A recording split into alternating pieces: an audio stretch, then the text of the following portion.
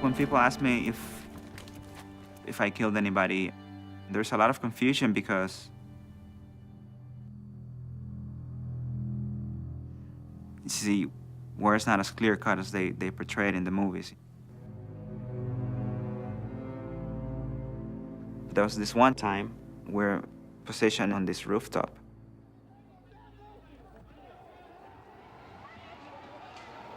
It was like a political protest that turned violent. Everyone is quiet. And this young man emerges. And he's got something in his hand. And I know that it's a grenade. And, but I also know that he can't do anything to us because he's too far.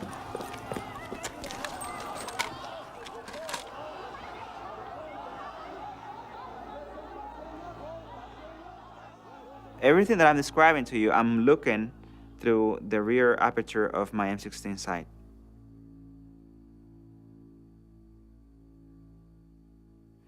So it's a very, very, very intense moment. And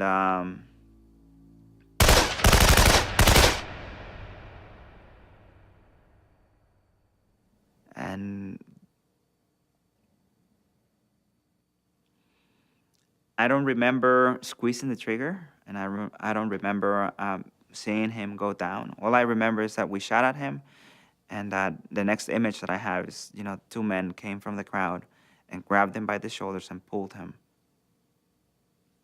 through a puddle of blood.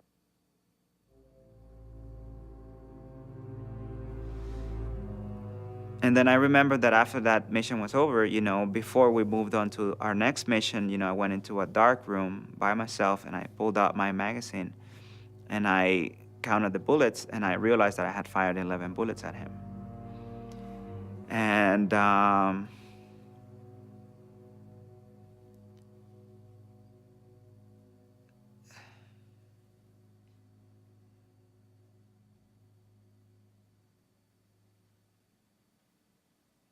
And it changes you.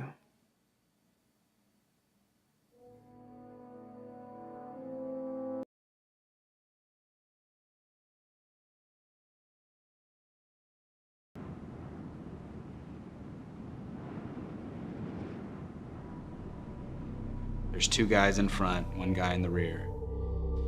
And they're walking up this path and the two guys in front are discussing. They're like, you can see them having an avid conversation. They've got something slung over their shoulders, which look to be weapons. The mountainous portions of Afghanistan are not so unsimilar from the mountainous regions of Montana. And seeing people with guns walking around the mountains of Afghanistan was like, well, people are walking with guns in the mountains of Montana. But as soon as we get eyes on them, it's like immediately confirm door weapons, confirm your cleared target.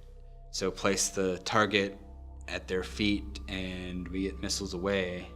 Ends up getting all three of them. But the guy in the back, it ends up cutting his leg off above the knee and severing his femoral artery. And he's rolling around, he's holding it, and he's just like rolling around, but you can see like where his leg is missing and the blood is spurting out and landing on the ground, and it's cooling. It's hot, it's a hot pool of blood, and it's cooling. And we keep eyes on and watch the guy become the same color as the ground that he bled out on. I could almost see his facial expression. It was, I can almost see his mouth open and crying out. Maybe he cursed us, or maybe he asked Allah for forgiveness for us. Who knows what his last thoughts were, but it wasn't pretty, whatever it was. It was shock and trauma, and his ears were probably ringing, and he was bleeding out, and he was in agony. I didn't know how to react. No one teaches you how to react. They teach you how to do it. There's no, they ignore the reaction part. I wished I never contributed further to that.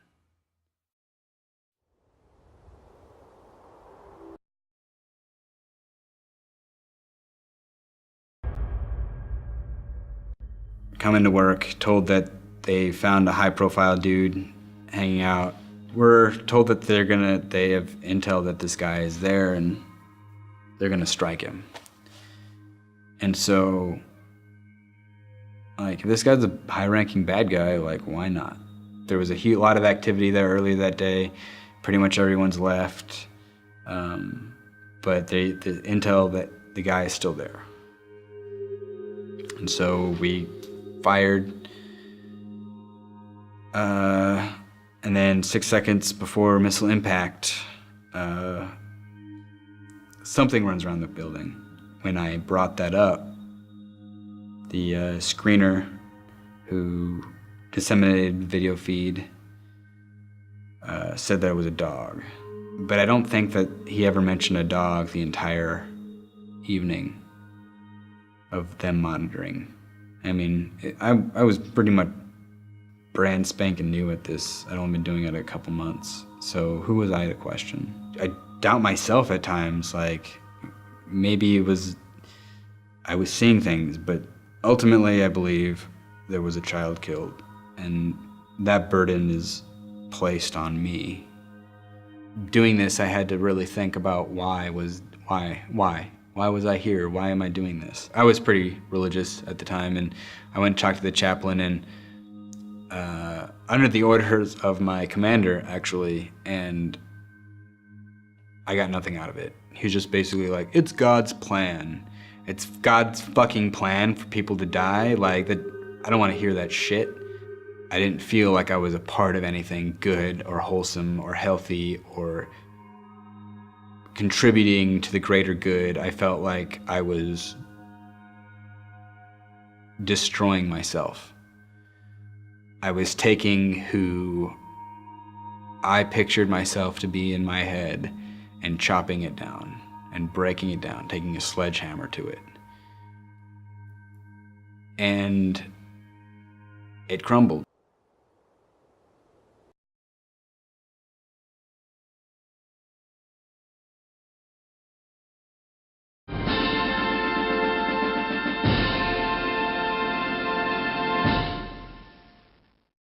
About 5 months into my time interrogating at Abu Ghraib, I had completed about 100 combat interrogations.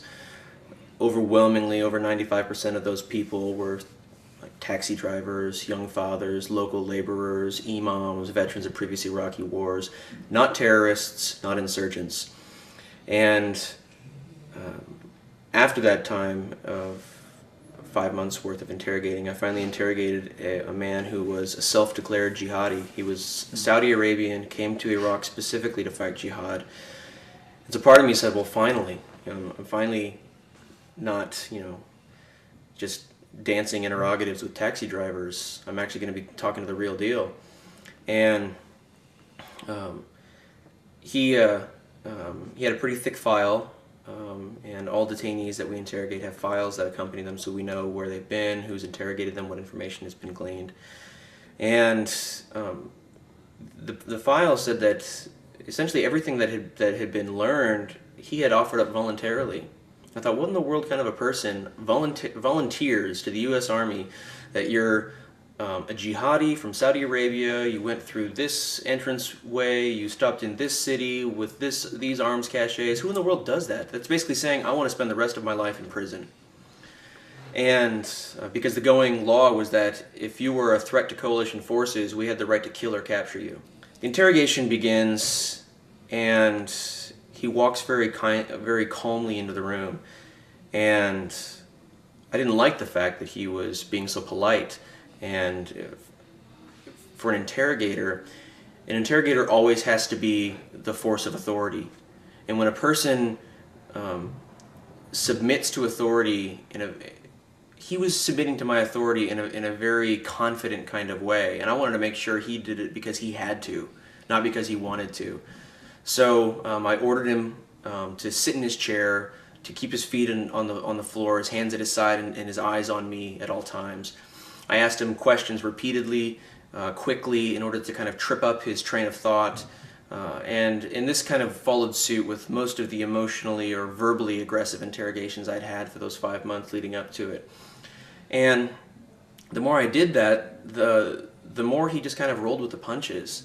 And I actually got pretty tired of trying to trip him up, and so I switched gears a little bit. So I asked him a quick question, and I thought that I was kind of being clever by asking him this. I said, why did you come to Iraq to kill?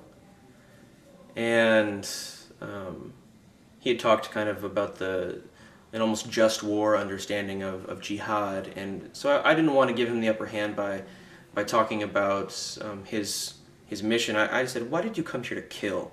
And he flatly looked back at me and he said, why did you come here to kill?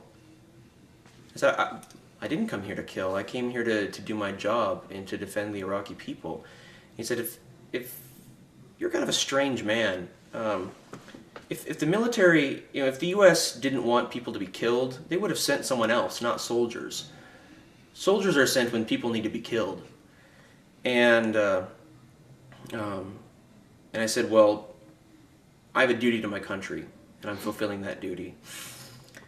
And somehow the conversation switched gears again, and we started talking about ethics and the cycle of vengeance, and the fact that he had come to Iraq under the Muslim understanding of jihad, and his understanding of jihad is that it's the duty of Muslims to protect Muslim lands when they are invaded by a foreign and non-Muslim army.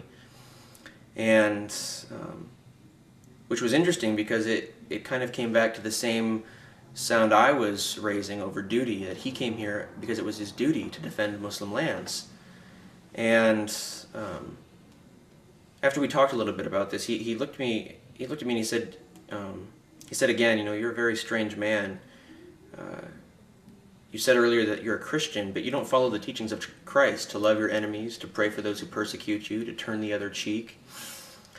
And I thought, well, this is kind of an ironic moment, Joshua. Here you are sitting across the table from a declared jihadist, and he's giving you a lesson on the Sermon on the Mount. Now, I didn't really take his personal challenge all that incredibly seriously, because previously in the conversation he had told me that he would perhaps kill me if he had the chance. But all of this was an exterior that he put on. If I can elaborate on that, this was a 22-year-old kid from Saudi Arabia who had never fired a gun in his life. He'd been picked up by the coalition 2 weeks after he entered Iraq. And at the time, I was a 24-year-old kid from Iowa. I'd never had to fire a weapon in combat. I'd learned how to fire my weapon plenty, but he and I were both idealistic kids, devoted to our people, devoted to our religions, and willing to kill and to sacrifice on this occasion. And yet he was the person who told me to follow the teachings of Jesus. He was the one who told me I had to follow the teachings of the Sermon on the Mount, and I didn't tell him that. And after he told me that I wasn't following the teachings of Jesus, I was completely silent. And I finally said, I think actually you're right. There's something wrong here. Because wouldn't it be great if 10 years from now I'm not a soldier and you're not in prison, and we took a separate path together, both you and I. You live in a system that tells you you're justified to kill me. I live in a system that tells me I'm justified to kill you. What if we were both to put down those weapons and to find a different path? And I realized at that point I had lost my objectivity as an interrogator, and I wasn't doing my job. The textbook definition of interrogation is to exploit the greatest amount of intelligence in the least amount of time. Certainly, I wasn't doing that any longer in the interrogation. And I realized that what I wanted to do is I wanted to talk to him about the cycle of vengeance, and I wanted to talk to him about religion and what in the world how it was that a brown-eyed, brown-headed Saudi Arabian kid was sitting next to a blonde-headed, blue-eyed Christian kid from Iowa, and we were talking about Islam, Christianity, Jesus, and the cycle of vengeance. And but it was my duty to exploit him of his information. So I stopped the interrogation, and I went to my chain of command, and I said, I've lost my objectivity as an interrogator. If you want information from this guy, you're going to have to send somebody else in, because if I go back in that room, I'm going to see a 22-year-old kid who's looking for answers. And I didn't say this, but this was essentially what I meant. I'm a 24-year-old kid looking for answers, and I don't care to exploit him of his information. I want to talk to him man to man. I want to talk to him about the things that matter to him and to me. And that eventually crystallized for me the fact that I had to take off the uniform. I had to choose a different path. That I was submitting myself to a system that said, what's important is not who you are, but what you do. You need to do these things. But my identity as a Christian said that my value comes in my identification with Christ and my willingness to do things like lead by example. In that situation with the Saudi Arabian, I was supposed to have the answers. I was supposed to have the answers for him, and supposed to be able to say, I've taken a different path, and I'm living proof. But I couldn't have done those things because I was fulfilling a duty that that gave me a different identity. And so I ended up applying for conscientious objection. When we came back to the States, I officially submitted my application, and I was discharged about 3 months later.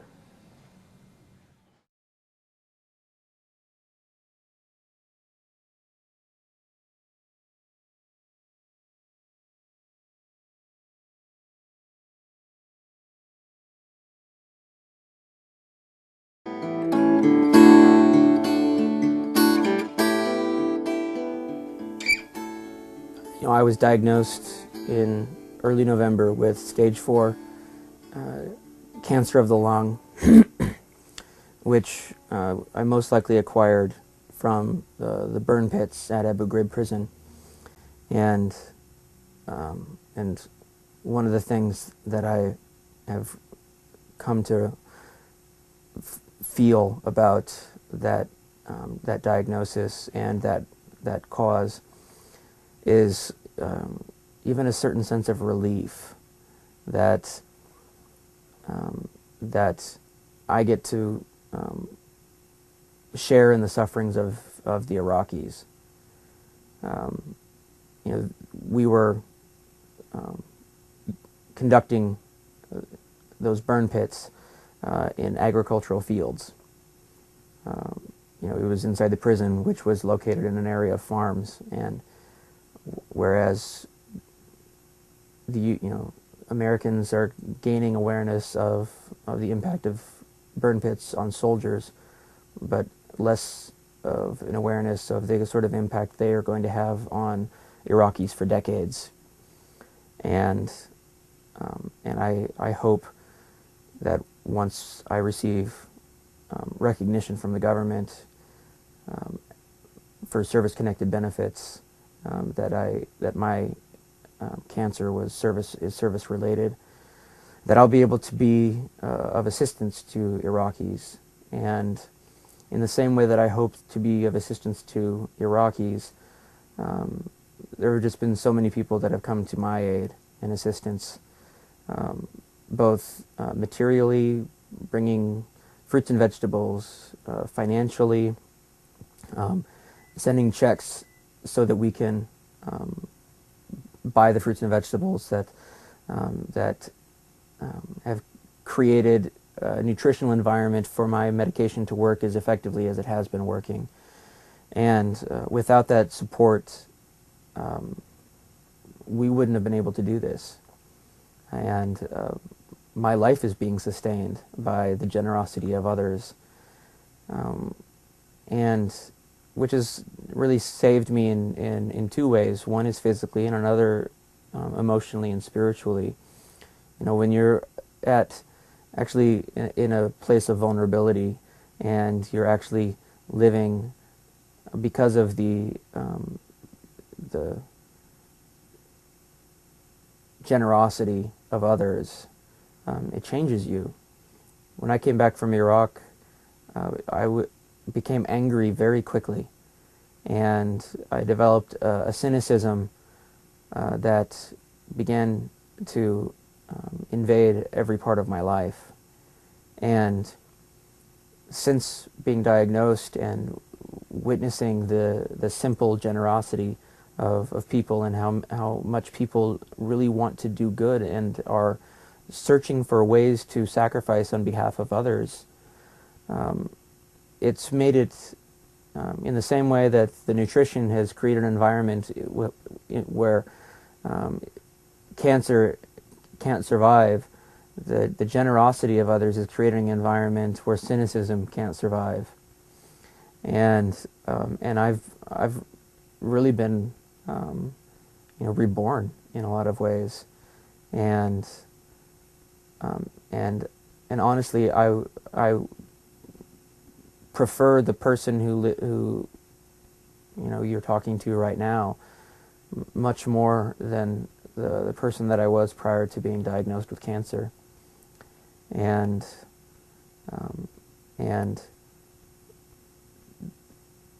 if that's not a way of saying thank you, I don't know really what is, because it's been the love that I've been witness to and the recipient of that has achieved this. So, thank you.